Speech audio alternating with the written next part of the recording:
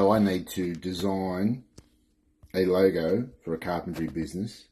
I've gone to Logo Creator on ChatGPT plus subscription. Let's have a look.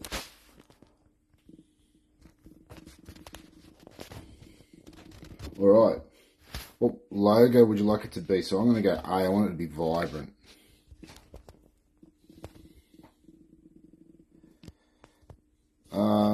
Extremely detailed or clean? I'm going to go with 1. Well, actually, yeah, 1. I want it clean.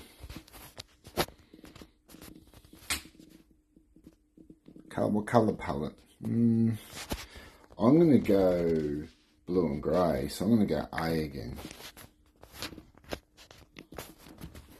Final question. Okay, I'm going to ask for 9 different, so I'm going to go B.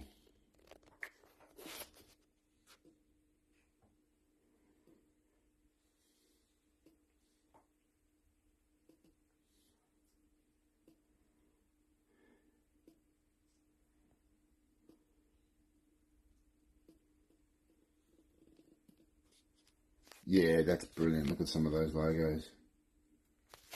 I could work with that, or you could change it to suit.